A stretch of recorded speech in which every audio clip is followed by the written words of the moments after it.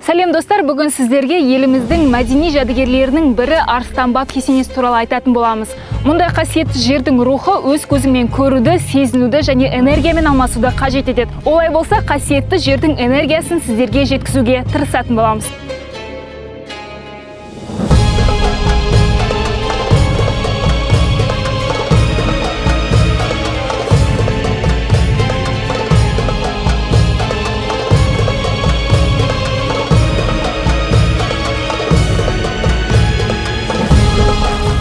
Отырар аймағында орналасқан Арыстан баб кесенесінің іргесі сонау 11 ғасырда қаланған. Яғни темір дәуірінде құйылған қыш кірпіштердің кейбірі әлі күнге дейін сақталып қалған. Көне кірпіштері қабырхананың астында және кіреберіс табалдырығында жатыр. Оның бір-екеуі мұражайдың ішінде тұр.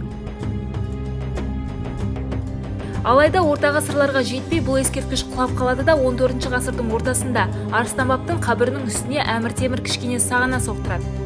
Кейін Қожа Ахмет Яссауидің кесенесін тұрғызып жатқанда әмір темірдің түсіне Арыстан баб еніп, бабаның аруағынан қорыққан билеуші Яссауидің кесенесін тоқтатып қойып, Арыстан бабтың қабірінің үстіне кесене жинаған деседі. Кесененің көне құрылысынан қалған тағы бір ерекше зат бұл ұстын тіреулер. Сонау 14 ғасырда қарағаштан шауып қойылған 6 тіреудің 6 ғасыр бойы сақталып қалғаны адам таңғаларлық нәрсе. Ұстынның жоғарғы жағына ойылып салынған оюлар сол күйі сақталып қалған. Ғалымдар бұл оюды қазақтың дәстүрлі нақышы екендігін айтады. Кесененің сол жағында орналасқан мына құдық 14 ғасырда қазылған екен. Тереңдігі 14 метр. Жолаушылап келгендерге бұл суды көп ішуге болмайды, себебі су ащы. Егер дәмін көрем дейтіндер болса, дұға оқып жұтқаны жөн.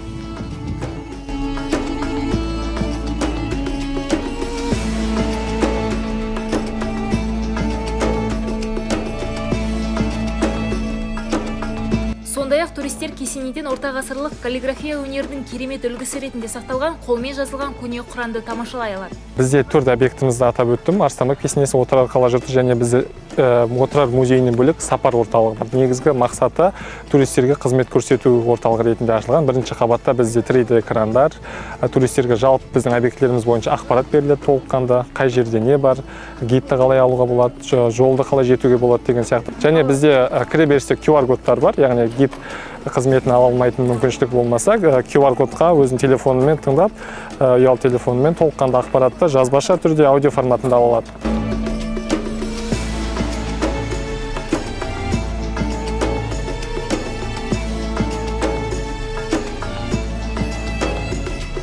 Киелі Арыстан баб кесенесі саяхаттауға арналған керемет мекен. Бүгінде кесене бүкіл әлем мұсылмандары тәубе ететін қасиетті мекен саналады. Сондықтан болар тәубе етушілер алдымен Арыстан баб кесенесіне, одан кейін Ахмет Яссауиге барады.